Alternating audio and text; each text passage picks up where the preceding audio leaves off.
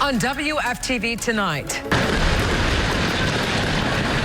a man is dead in residence at an apartment complex shaken up after a shootout with law enforcement. Cops surrounded the whole entire block. We're live with what led up to this massive scene in Melbourne as detectives work to learn why the suspect shot at officers. Plus, a terrifying close call for this local homeowner after a plane crashed into his backyard. There's no words that can express it. I hope they make a full recovery very soon. And then troubling findings surrounding security at local jails. 9 investigates what the company that employs guards repeatedly failed to do. You need to make sure that they're doing the job right. This is WFTV Tonight. And we are learning more tonight about that deadly shootout in Melbourne. Good evening, I'm Greg Wormuth. And I'm Martha Sigalski. Police say they were conducting a well-being check at an apartment complex this morning when a man inside actually began shooting through the front door of his unit at officers. It happened at the Pentagon apartment complex on 33 West Strawbridge Avenue, prompting investigators to take cover and call in SWAT. Our Daryl Matthews is joining us live with the tense moments that followed. But first, Daryl, we now know the name of the man who was shot and killed. Yeah, Martha, police are identifying that suspect as 47-year-old William Banks. They said they tried to contact him by phone after he shot at officers, but when he came out of that apartment unit, that shootout ended on this 3rd floor right behind me. Now, all the officers involved in this shooting are okay. The investigation is now being handled by the Florida Department of Law Enforcement, which is standard protocol with an officer-involved shooting. We're live in Melbourne. Daryl Matthews, WFTV Tonight. And new tonight, Leesburg police say they have arrested a man accused of killing a convenience store clerk during a robbery. They say Alex Lopez shot the victim, Raid Shahada, at M&M Food Mart on Pixiola Road in May. Investigators say Lopez actually made off with less than $100. The store's manager and owner says he's glad to have a bit of closure. I know he's not coming back, but this comeback, he deserved what he got. Today, we're not going to celebrate, but we thank God. We thank God, and we thank every citizen of Leesburg and the police station. The store owner also previously told us that the victim was FaceTiming with his wife when he was shot. Lopez is facing multiple charges, including armed robbery and murder. Tonight, the FAA is investigating what caused this small plane to crash and to land. It happened this afternoon near Lake Molly Avenue. We spoke with a man who was just feet away inside his home when that plane went down in his backyard. I was working on my computer, tweaking a little seminar that I do, and my wife banged on the door and yelled, "Get out here, there's a plane crash in the backyard." And I got up and ran out the door. The Volusia County Sheriff's Office says 2 people on board the plane were rushed to the hospital. Both people were conscious and alert. Greg? And Martha, that wasn't the only wild crash today. Take a look at this behind me. A school bus slammed into a home in Marion County. According to FHP, the bus was on its way to pick up students from Horizon Academy this morning. However, there were not any children on board at the time. That is the blessing. The crash happened on Marion Oaks Trail near Highway 484 and I-75 in Ocala. Troopers say the driver of a pickup truck crashed into the school bus after blowing through a stop sign, and that forced the bus off the road and into the home. No one was seriously hurt at the house. The driver of the truck was cited for failing to stop at a stop sign. A man accused of raping and trying to kill a woman in Orange County was found guilty today of all the counts against him. It took a jury less than an hour. Bruce Whitehead is a registered sex offender and now twice convicted in separate rape trials. He kidnapped the victim and brutally assaulted her in December of 2022. Before that verdict came back, Whitehead said he wasn't happy with his attorney and said he was concerned about his safety in jail. Then came this exchange with the judge where he said he wished the death penalty was an option. This case does not involve the death penalty in any way. I don't know if that's what you were referring to. Just to be clear, that is not a possible. But I wished it did. No, that is so not you go ahead and hit the switch, man. Whitehead is back at the Orange County Jail tonight where he waits for his sentencing hearing. In Seminole County, extra law enforcement was called out to Seminole High School after a student was found with a gun on campus. School administration received a tip and deputies found the weapon in the student's backpack. School district officials say the teenager did not make any threats. More law enforcement and a weapon detection canine officer have been called to campus. Suspended Orlando City Commissioner Regina Hill is appealing a judge's order to stay away from the 96-year-old woman she's accused of exploiting. This appeal is connected to the civil case against her. Hill is suspected of spending $100,000 of the woman's money and living in one of the woman's homes without permission. She is facing decades in prison in a related criminal case. That case is currently scheduled to go to trial next month. An Orlando woman arrested in Turks and Caicos will have to wait 2 more weeks to learn her sentence. Today's scheduled hearing for Sharita Greer has been pushed back to July 11th. A judge had previously committed to having her case handled by the end of this month. She was arrested in May after police say they found bullets in her luggage at the airport. Her defense now needs to prove she didn't need a license to carry a gun in Florida. In July of last year, Florida's new concealed carry law went into effect, and it does allow residents to carry a firearm without a permit. We are now learning of new allegations against the former One Pulse Foundation and its misuse of funds. Yeah, the former executive director, Deborah Bowie, sent what was then a confidential memo to board members last year. She outlined what she called concerning operational, organizational, and financial concerns within the nonprofit. Investigative reporter Ashlyn Webb actually got that memo and has more on the startling allegations made in it. Bowie declined to speak on camera, but told 9 Investigates the agreement to pay Opacidano was a clear violation of the foundation's written financial policy. Still ahead, a Lake County couple says an uninsured driver slammed into their property, and it's not the first time. They could come right through the house. The fix they say the city could make to keep it from happening again, and what the city told us. But first, a new audit found issues with security at the Orange County Correction Center. What's being done to fix those shortfalls when we come back? George? Well, thunderstorms have all died out for the evening, but what's interesting is that there's a little more activity to our northwest. So next, I'm going to go over how this will actually change up the timing of rain for tomorrow. Sky Witness 9 on Channel 9 Eyewitness News, bringing you closer to the scene during live breaking news. Sponsored by Attorney Dan Newland. There are many sides. I feel like fun today. To every story. But I can flip any minute. From dramatic. Lot of drama with the mamas. To just plain crazy. Who wanted bacon? TV 27's Court Block has them all. You got it one more time. Watch weekdays at 10 a.m. Don't play with me, okay? I'm sorry, Your Honor. Brought to you by the Leach Firm. Injured in an accident, hurt at work, or problem on the job? Reach for Leach.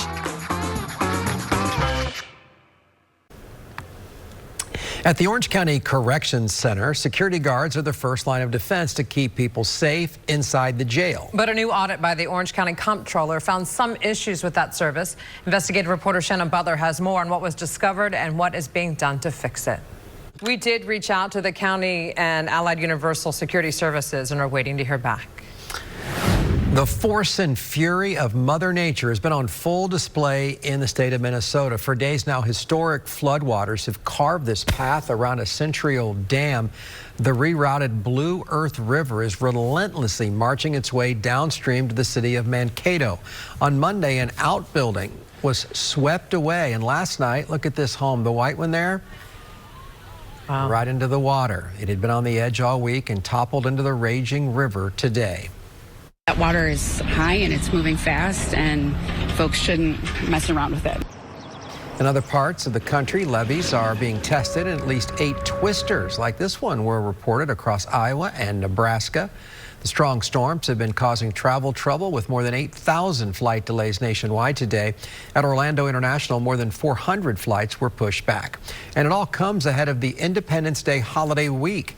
The FAA expects tomorrow, and this is interesting, will be the busiest air travel day of the year, with more than 53,000 flights scheduled. Of course, that's weather permitting. Of course. Well, the FAA, again, saying that there are going to be delays due to Mother Nature, so we're going to see how much delays. This is the busiest travel day of the year, not even the day before Thanksgiving. Or Christmas time. Yeah. Wow. This is it. Well, there we go. Well, thankfully, the weather has quieted down here, and we've been dealing with our own storms, right? Mm-hmm. Our biggest risk is going to be minor street flooding and lightning with any round of thunderstorms over the next few days. 78, but still in the mid-80s in Lake County. Factor in all the humidity. It rained a lot in many spots.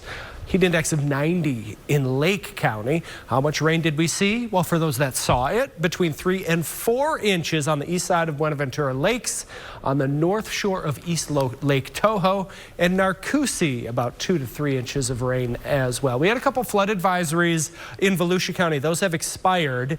And as we zoom out, though, there's a little bit of storm energy to our northwest. This will pair up with our normal sea breeze pattern for tomorrow, and it will actually change things a little bit in that a few isolated morning showers will be possible in addition to the afternoon storms. Low 90s, heat index above 100 between any rain showers tomorrow. Let's time things out for you. You're waking up in the morning. Here's the first bit of surprise that a few people will notice. Between 7 and 9 o'clock, a couple roadways with some light rain for the morning drive. I don't think many of us, but just be advised that some morning showers can't be ruled out. And then a little more in terms of lunch hour showers. Then by mid-afternoon, the rain's scattered about already. We have some isolated downpours, watching that lightning risk. So this includes some roads for the ride home for wet conditions. And then for Friday, same deal. A few spotty morning showers, and then we have scattered afternoon storms. Could have some downpours Friday afternoon. We'll go into the weekend and things should be kind of typical in that we'll only expect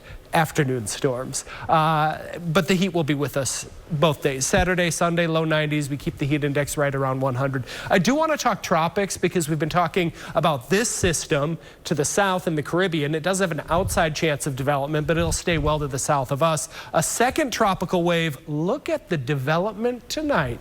Now a 60% chance of formation as this rolls across the Lesser Antilles into the Caribbean late this weekend into next week. Too soon to know where this will end up by the end of next week, so I want to talk more about that coming up in the next half hour. Here's your 7-day forecast. The weekend always in view. Again, a fairly typical summertime pattern for us, heat, humidity, and afternoon storms. Just a reminder, though, tomorrow and Friday, in addition to that, a few spotty morning showers are possible as well. Martha? All right, George, thank you. And tomorrow, SpaceX is planning to send another batch of Starlink satellites into orbit. A Falcon 9 rocket is scheduled to lift off at 7:14 a.m. from Cape Canaveral Space Force Station. If it goes up, you can watch that launch live on Channel 9 and on WFTV.com. Coming up, thousands of veterans pardoned by the president. Why he says they were convicted of a crime for simply being themselves. Plus, drivers keep slamming into a local couple's property. Next, what they say is causing the issue that's leaving them scared in their own homes. Weather from Severe Weather Center 9 is brought to you by the law offices of Attorney Dan Newland. A Mascot couple says they're potentially out more than $20,000 after an uninsured driver slammed into their property. You can see the mess left behind from this crash that happened earlier this month. The couple says it's not the first time this has happened. They live off of Alpine Street, which is right by State Road 50. The couple told our Nick Pampantonis they've been begging the city to make even a tiny change, but those wheels have been slow to turn. A woman thought she was making thousands of dollars through a new job, but ended up being a scam. Coming up, Action 9 looked at the scam that has criminals sending packages to your doorstep. Plus, President Biden pardoned veterans convicted under the military's ban on gay sex. Up next, the impact of today's announcement and what it means for their military benefits. Clearly, he broke the law. Allegations of political dirty tricks in Lake County has led to a lawsuit after the break, with the man at the center of the lawsuit is saying about allegations that he broke the law. Central Florida is getting real about inequality. From policing reforms, health care, and affordable housing for all. And Eyewitness News is committed to bringing you these stories. It's an opportunity for all views to be heard. Central Florida gets real on Channel 9 Eyewitness News. A lawsuit has officially been filed against Mark Jordan amid demands for him to drop out of the Lake County property appraiser's race. Jordan is the sole Republican candidate in that race. We first told you about this controversy last week. The sitting property appraiser cried foul when his plan to file as a write-in candidate did not work. Kerry Baker told us he did it to avoid paying the $11,000 filing fee. He said he hadn't heard of another Republican planning to run, but Mark Jordan filed for the office. He spoke with Channel 9's Darlene Jones, and he says he stands firmly that he filed fair and square. The Lake County Supervisor of Elections is also named in the lawsuit that doesn't have a docket number as of yet. Alan Hayes told us that he checked with the State Division of Elections, and he was told anyone in the office and in line prior to noon could go through with filing. Tonight, a Bunnell father is in jail accused of allowing his child to overdose on marijuana. You didn't overdose last year? I did, but I didn't. I had a drunk panic attack. That was Cody Spiegelhalter when he was questioned about his drug history Sunday. Spiegelhalter told investigators his 15-month-old daughter had eaten a rolled-up marijuana joint when he went to the restroom. He says he took her to the hospital when she became sick. The baby is alive and recovering tonight. Several Florida organizations are under investigation by military agencies, which carried out raids across the state yesterday. Skywitness 9 flew over a raid scene at a complex on Discovery Drive in Orange County when items were being taken out of the building. That complex houses Cole Engineering Services, which does modeling and simulation work for the military. The Department of Defense refused to confirm its agents were tied to the scene or provide any comment on which sites their agents raided. It did say its investigation is criminal and ongoing. We have reached out to Cole Engineering, the Orange County Sheriff's Office, and the U.S. Army for comments. They did not respond. The Supreme Court says the White House can't be sued for pressuring social media companies to remove posts it considered misinformation. The justices ruled 6-3 in favor of the Biden administration after Republican-led states and individuals had not shown sufficient harm. They accused the White House of violating the First Amendment by coercing social media platforms to remove or downgrade COVID-related posts. And the High Court also poised to soon issue decisions on several other major cases, including Trump's claim of presidential immunity. Justices will decide on what extent a former president can claim absolute immunity from criminal prosecution for conduct alleged to involve official acts. For the second time in an abortion-related high court case, a ruling was leaked before it was supposed to be made public. This time on an Idaho case on whether federal law protects access to emergency abortions at the ER. ABC's Terry Moran is at the Supreme Court tonight, where it appears the Supreme Court will allow abortions and medical emergencies in Idaho for now. Well, the first presidential debate of the 2024 election is just about 23 hours away. President Biden and former President Trump will meet on the stage in Atlanta, and anticipated topics to be discussed include Trump's guilty verdict, Biden's policies on immigration, the economy, abortion rights. President Biden has been prepping with his advisors at Camp David. Trump has taken a less calculated approach to debate prep by campaigning, and due to their age, the candidates, according to experts, could be scrutinized on whether or not they're mentally sharp enough for office. We have a president debating a former president. We haven't had that in the history of presidential debates before. It'll be interesting. We can also expect to see some differences tomorrow night compared to 4 years ago. There will be no studio audience at the debate, and mic access will be granted on a turn basis. So if it's your turn, you can talk. If not, your mic is muted, and you'll be able to watch it all play out right here, or over actually, on Channel 9.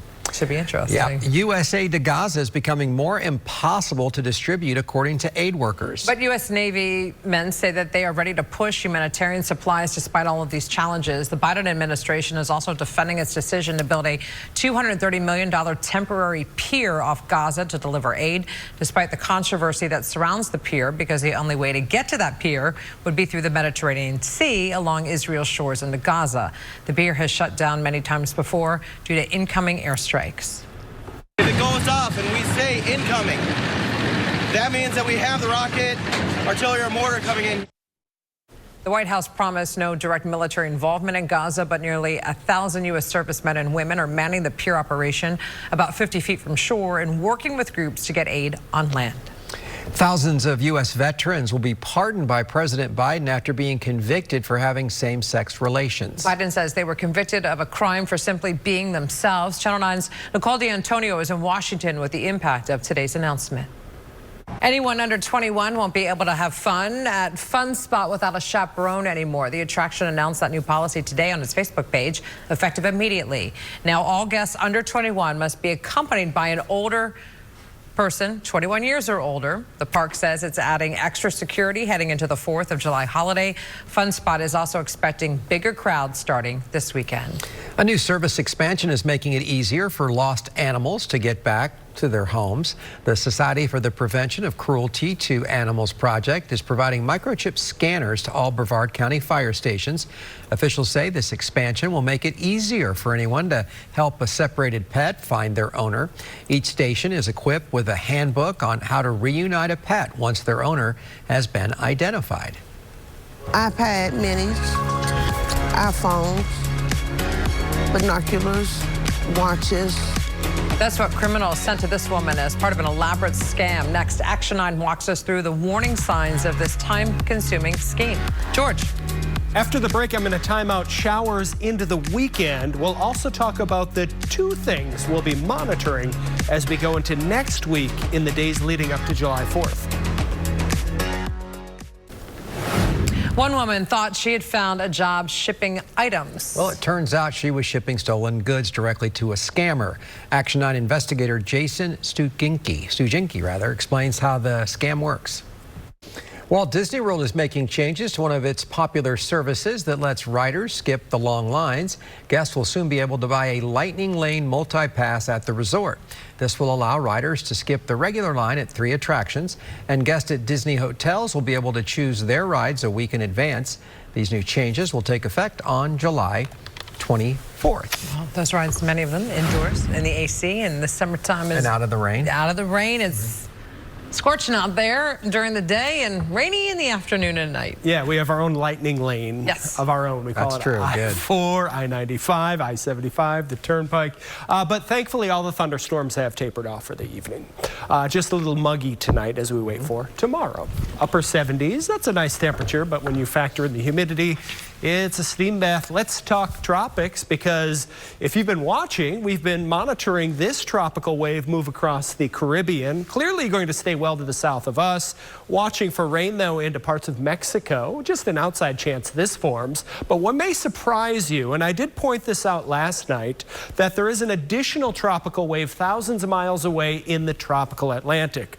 But as of 8 p.m. tonight, the chance of this forming into a tropical storm or depression in the next 7 days is now up to 60%. So what happened? Well, throughout the course of the afternoon and the evening, the disturbance right here has become better organized. So I zoomed into it. You may think it doesn't look that bad, but let's zoom in closer and realize this is about 100 miles in one dimension, and there's spin here. And this is a burst of convection that is continuing into the night. It's continuous. So it is possible that we could get a named system out of this by the end of the week. We'll be watching the Lesser Antilles here into the weekend, into early next week. Now I'm playing the maps into the future, and this is early next week. You can see our map says Tuesday of next week. At this point, entirely possible a system in the Caribbean, but a lot of uncertainty how organized that system could be. Some models indicate it could be a fairly organized system. Others saying maybe not. Plus, this time of year, it's a little more difficult for these systems to be long-lived like this and move through the Caribbean. But